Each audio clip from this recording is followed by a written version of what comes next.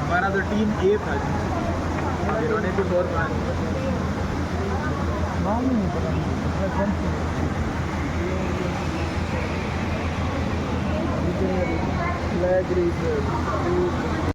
गुरु के गुण असीमित भंडार, गुरु के गुण असीमित भंडार, गुरु ने किया है बेड़ा पार।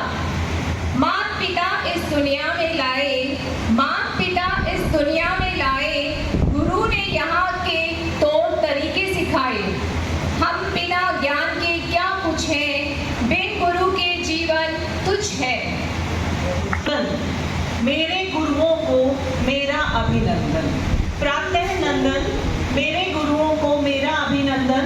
बना दिया जिन्होंने मेरा ये जीवन चंदन, बना दिया जिन्होंने मेरा ये जीवन चंदन।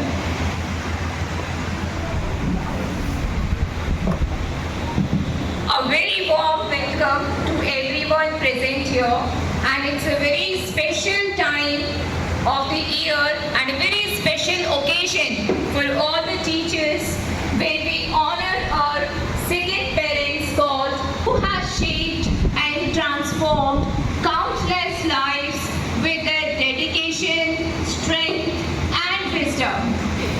We are gathered here to celebrate one of the most special days of the year, that is Teachers' Day. This is a day to express our deep gratitude and the appreciation for the heroes and guiding lights in our lives, our teachers. We welcome each and every one of you to this heartwarming celebration. Now, we request शिक्षक दिवस को celebrate करने से पहले आइए जानते हैं एक शिक्षक क्या है, शिक्षक का मतलब क्या है, शिक्षक का अर्थ क्या है, शिक्षक कौन।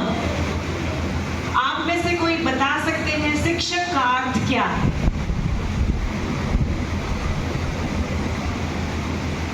Anyone? In any language, English or Hindi, who is a teacher? Seems very strange. ये शब्दों में शिक्षक वो जहाज है चढ़े जो उतरे पार। जो इस चीज को समझ जाए बहुत बड़ी बात। हमारे अजय जी बड़े ध्यान से देख रहे हैं कि सर ने बोला क्या है, तो मैं मीनिंग बता देता हूँ। भैया इतनी सी कहानी है कि जो बड़े ध्यान से सुनेगा, समझेगा, देखेगा, उसी को उस कहानी का अर्थ समझ में आएगा। अब हम लोग जो पढ़ा रहे हैं वो बच्चे को कब समझ में आएगा, जब वो ध्यान देंगे। सारी कंसंट्रेशन की स्टोरी है जी, ठीक है। कंसंट्रेशन जिसकी जितनी अच्छी है वो उतना कामयाब है जिंदगी के अंदर।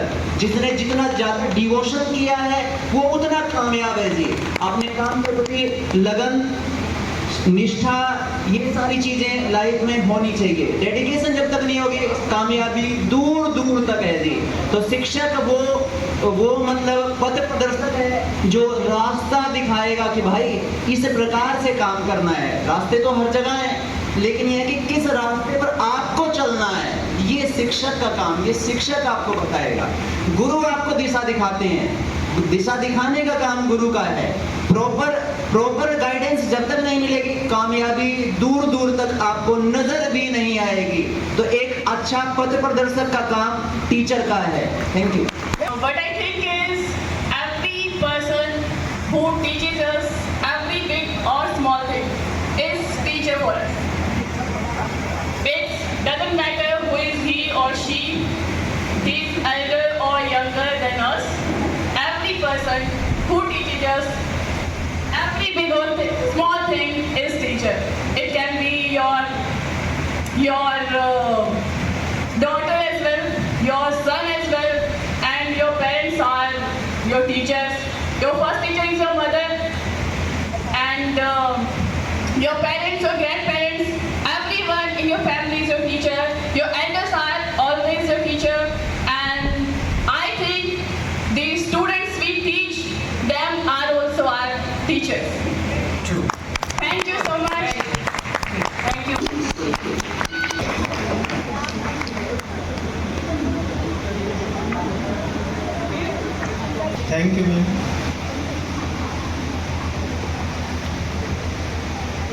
इतने शिक्षक यहाँ बैठे हैं और उन्हीं शिक्षा नेता से पूछते हैं टीचर से पहले आप बताओ टीचर किसे कहते हैं। वेरी डिफिकल्ट टू डिफाइन अस, अपने आप को बताना बहुत मुश्किल है। चलिए पहले अपने आप को आप डिफाइन कीजिए।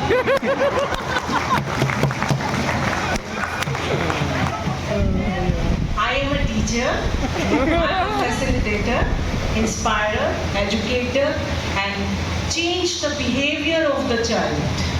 And I have changed as well the behavior of many of the students. That is what I am. I am a teacher.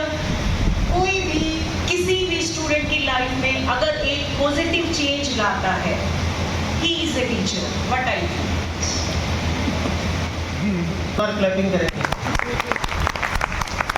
मैंने ऐसी परिभाषा बता दी, अब कोई परिभाषा है भी नहीं जानती। फिर मैं क्या बताऊँ? सर स्टोरी हो जाए, स्टोरी स्टोरी नहीं स्टोरी के साथ। स्टोरी नहीं। देखिए, जो भी हमें कुछ सिखाने का काम करते हैं, हम दूर कर उसको शिखर तक, सफलता तक ले जाता है, वही सच्चा शिक्षक कहलाता है। यहाँ आपको कुछ पात्रों के नाम याद रखने हैं, लेकिन चलो पात्र नहीं, लंबा हो जाएगा। एक जज होते हैं और वे जज बड़े अच्छे थे, दोषियों को सजा सुनाते थे। और एक जो डाकू था, उसने जेल से भाग करके उस जज की हत्या कर दी। जज की हत्या करने के बाद उसके परिवार में गरीबी आ गई, उसकी बेटी का रिश्ता नहीं हो रहा था और समस्या थी दहेज की। अंत में दहेज न मिलने के कारण मुंशी तोताराम नाम के एक व्यक्ति होते हैं और वे 40 वर्ष के होते हैं। उनके 3 बेटे होते हैं। जो बड़ा बेटा था मनसाराम, उसकी उम्र निर्मला की उम्र के बराबर थी और उन दोनों का विवाह कर दिया जाता है, मुंशी तोताराम और निर्मला का। लेकिन यह जो शादी थी, विवाह थी, ये सही नहीं चल सका। जो मुंशी तोताराम थे, इनके 3 बेटे थे और तीनों बेटों को निर्मला खूब प्यार करती थी। मुंशी तोताराम के दिमाग में आता है कि जो मेरा बड़ा बेटा मनसाराम है, उसके और निर्मला के गलत संबंध हैं, क्योंकि वो दोनों हम उम्र थे। और यह बात वह बार बार पर ताने के रूप में, कटाक्ष के रूप में कहता है। मनसाराम घर से भाग जाता है, उसे ढूंढ कर लाया जाता है, उसे बोर्डिंग स्कूल में डाल दिया जाता है और वहाँ वह बीमार पड़ जाता है। बीमार पड़ने के बाद उसे हॉस्पिटल में एडमिट कराया जाता है। उसका अंत समय नज़दीक आ जाता है। उससे उसकी आखिरी ख्वाहिश पूछी जाती है। वह कहता है मैं अपनी माँ से मिलना चाहता हूँ, निर्मला से मिलना चाहता हूँ। निर्मला से कहता है कि तुम मेरी माँ हो, लेकिन तुमने जन्म नहीं दिया। मैं चाहूँगा कि अगले जब मेरा अगला जन्म हो तो मैं आपकी कोख से, आपके गर्भ से जन्म लूँ। तो इस प्रकार ये जो कहानी है, लंबी कहानी है, इतना टाइम है नहीं और था मेरे पास, लेकिन दिया नहीं गया। तो यहाँ दिखाया गया है, 2 समस्याएं बताई गई हैं। एक समस्या है दहेज प्रथा, जिसमें एक साफ सुंदर छवि की लड़की है और सुंदर लड़की है, पढ़ी लिखी है, संस्कारवान है। दहेज के अभाव में एक बूढ़े व्यक्ति के साथ उसका विवाह कर दिया जाता है, जिसके बच्चे भी उसकी उम्र के हैं। और दूसरा दिखाया गया है अनमेल विवाह। अनमेल विवाह जो है ये कभी भी परवाह नहीं चढ़ता है, ये कभी भी आगे नहीं बढ़ता है। इसलिए पहली बात तो अगर किसी का कोई लाइफ पार्टनर, आजकल बहुत सी समस्याएं होती हैं। पहले तो एक्सपायर ही होते थे, अब एक्सपायर से पहले भी नए बाएँ हो जाते हैं। अगर ऐसा होता है तो दूसरी शादी नहीं करें, और करें तो बेमेल विवाह नहीं हो। Thank you. I am here to tell you an interesting story. So the title of my story is Gift of the Mosaic, written by O. Henry. My story revolves around a young married couple. Their names were Jim and Della. Della was a very beautiful lady and Jim was a very handsome person. They both were very happy. But one thing that was not okay with them, their economic condition. They were very poor. So the Christmas festival was approaching and they wanted to give gifts to each other. But as I have told you, they don't have enough money. So they both were very worried that what gift they would give to each other. So Della had beautiful long hair and Jim had a beautiful golden watch with him. Della decided that she would go to a wig shop and sell her beautiful long hair. So she went to a shop, there she talked to the owner, and the owner was agreed that she would pay her $20 for her beautiful hair. Della sold her beautiful hair and she got $20. And by that money, she bought a platinum chain for her husband's golden watch. When she came home, she was very happy. On the other hand, her husband had decided that he would sell his golden watch to buy the expensive gifts. So he went to a shop and there he sold his watch and he bought beautiful, expensive combs for his wife. They exchanged their gifts on the day of Christmas, but there was an irony. The irony was that they both had gifts, but they were no longer able to use them because Della had bought a platinum chain for the golden watch, but the golden watch was not there with Jim, and Jim had bought expensive combs for her beautiful hair, but now she no longer had long hair, she had short hair. This story gives us a message that true worth of a gift lies in the love and selflessness behind it, rather than its material value. Thank you and have a nice day. शिक्षक दिवस की आप सभी को ढेर सारी शुभकामनाएं। मैं आज आपके सामने एक कहानी सुनाना चाहती हूँ जिसका शीर्षक है त्याग ही सबसे बड़ा सुख है। एक बार एक साधु और उसका शिष्य धर्म प्रचार के लिए गांव-गांव घूमते थे। फिर वो दोनों किसी गांव में एक कुटिया में रहने लगे। साथ उन्हें दान दक्षिणा भी देते थे। फिर एक दिन साधु ने सोचा क्यों न हम किसी दूसरे गांव में जाकर रहें। तो वह अपने शिष्य से कहता है, तो शिष्य कहता है क्या हुआ गुरुजी? गांव वाले अच्छा मान सम्मान दे रहे हैं हमें, साथ में अच्छा दान दक्षिणा भी आ रहा है। फिर साधु कहता है कि बेटा हमें इन धन और वस्तु के संग्रह से क्या लेना देना, हमारा रास्ता तो त्याग के मार्ग, त्याग के रास्ते पे चलना है हमें तो। साधु की बात सुनकर शिष्य उनके साथ चल देते हैं। जो भी उनके पास वस्तु थी, दान दक्षिणा की, वो उसी कुटिया में छोड़ देते हैं। फिर भी चलते हुए शिष्य के मन में लालच आ जाता है और वो अपने गुरु से चोरी छिपे कुछ पैसे अपने झोली में डाल लेते हैं। जिस गांव उनको जाना था उस गांव को पार करने के लिए एक नदी पार करनी थी और वह उस नदी के पास पहुंचते हैं तो नाव वाले ने उनके लिए 2 रुपए मांगे, लेकिन साधु के पास तो पैसे थे ही नहीं। फिर शिष्य के पास पैसे थे, लेकिन अब शिष्य अपने गुरु से चोरी छिपे हुए पैसे लेके आया, दे नहीं सकता था। तो गुरु वहीं आसन लगाकर बैठ जाते हैं और सोचते हैं कोई ना कोई हमारा शिष्य आएगा और हमें कुछ दान दक्षिणा देगा, उन्हीं पैसों से हम नदी पार कर लेंगे या फिर ये नाव वाला हमें ऐसे ही अगले गांव पहुंचा देगा।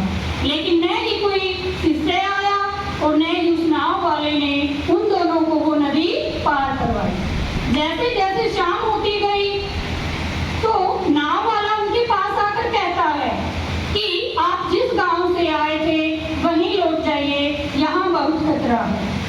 ये बात सुनकर अब शिष्य को घबराहट हुई और तुरंत उसने अपनी झोली में से 2 वाले को दे दी और नाव वाले ने नदी पार कराई।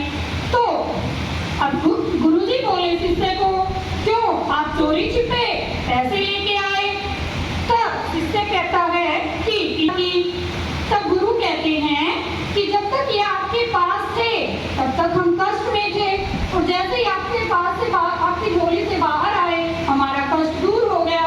इसलिए हमें लालच नहीं करना चाहिए, त्याग के रास्ते पर चलना चाहिए, उसी में सबसे बड़ा सुख है।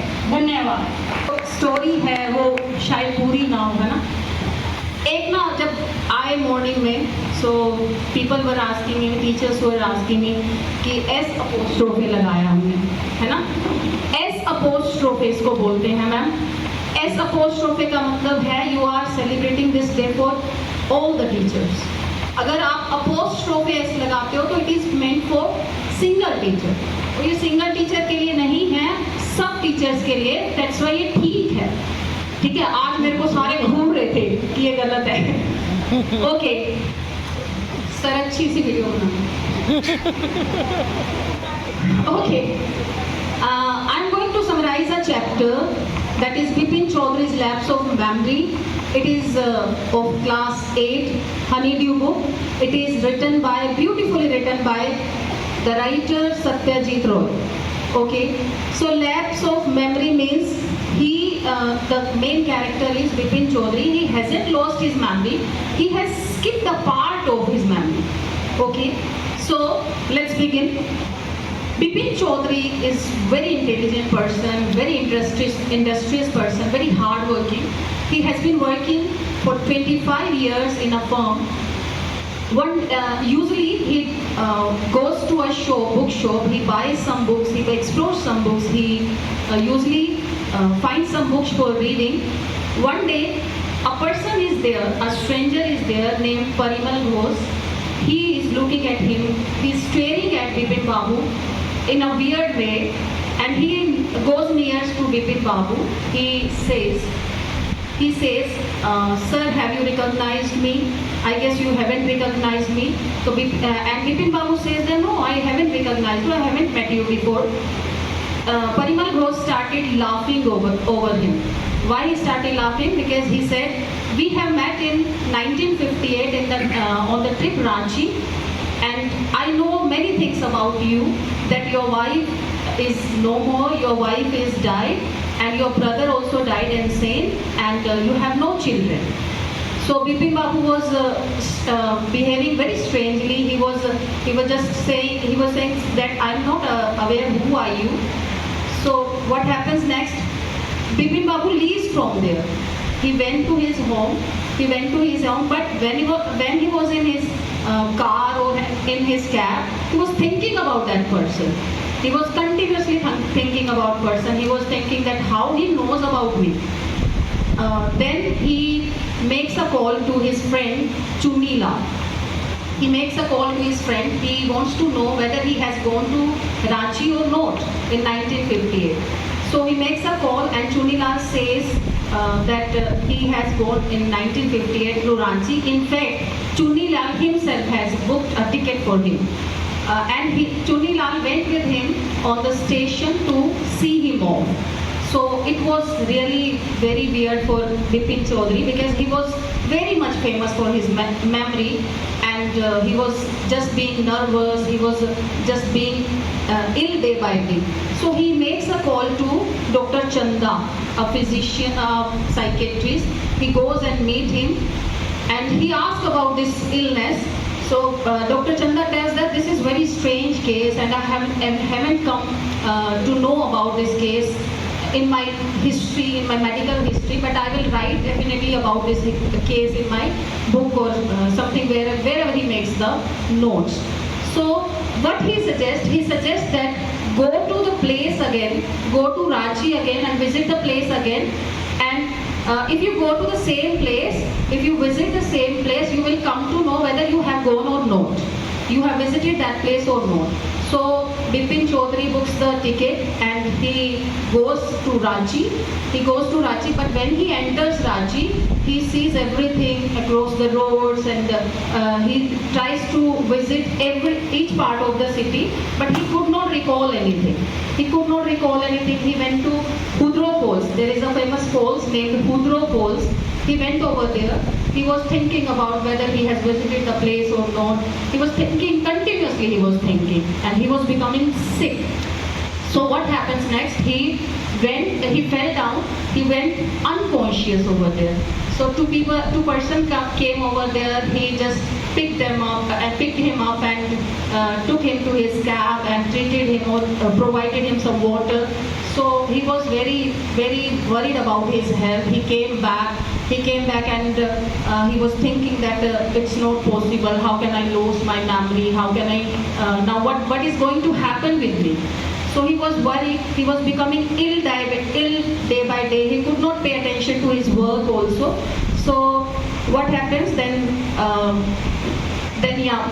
Chunni Lal, the same person. Actually, Chunni Lal was his childhood friend. So Bipin Chaudhary was very renowned person, very famous person. He was earning a lot. He was rich also. So Chunni Lal always used to come to take some help from him because Chunni Lal was unemployed at that time.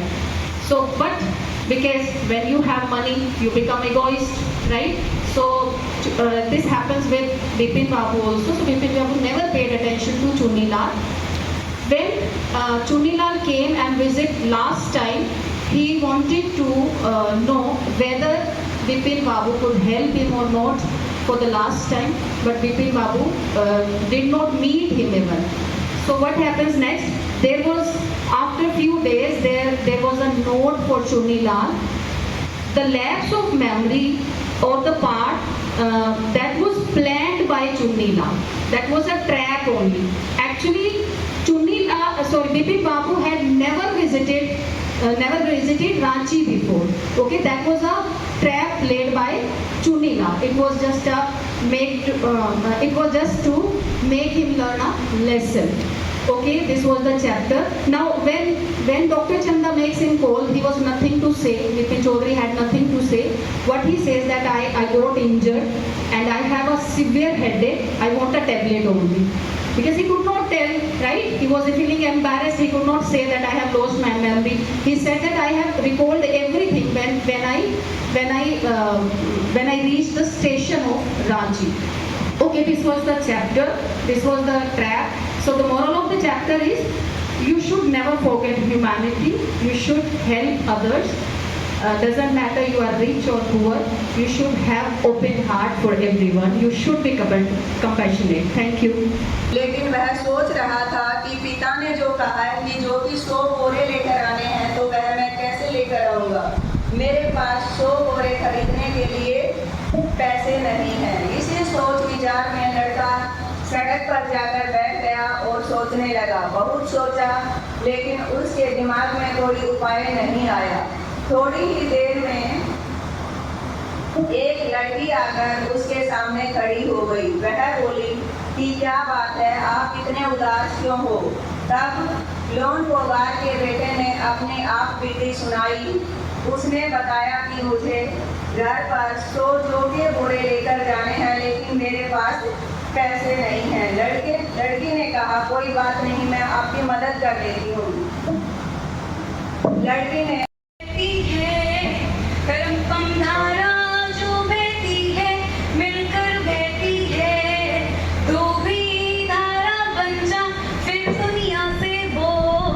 एक दिन बिक जाएगा माटी के मोर, जग में रह जाएंगे प्यारे तेरे बोल।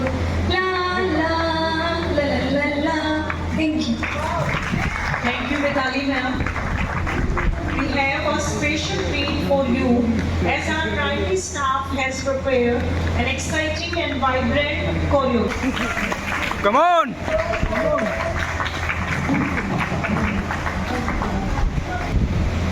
इतनी शक्ति हमें दे न दाता, मन का विश्वास कमजोर होना।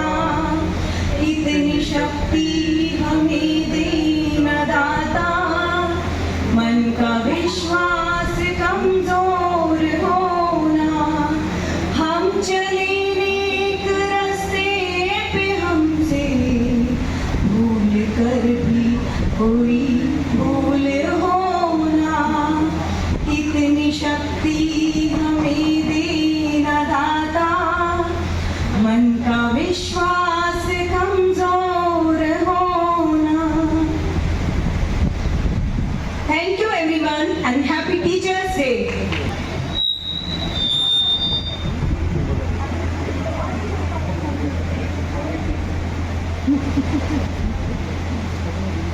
ये तो था हमारा सीरियस जोन। अब मस्ती जोन में चले। अरे श्वेता मैम, आप ये क्या करने लगे? चलो चलो, परफॉर्मेंस देनी है। अरे ओके ओके, चलो चलो जल्दी से, अभी आती हूँ। चलो।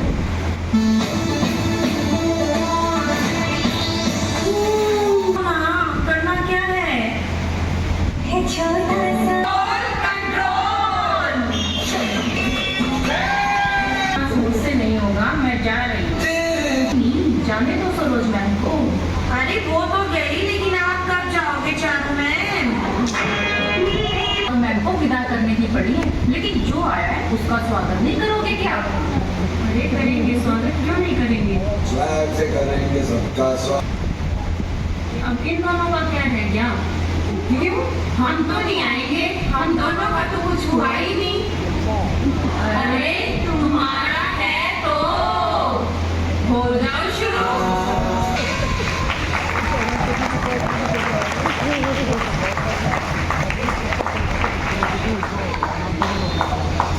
Unpredictable performance given by वो भी तो यही। हिंदी कविता।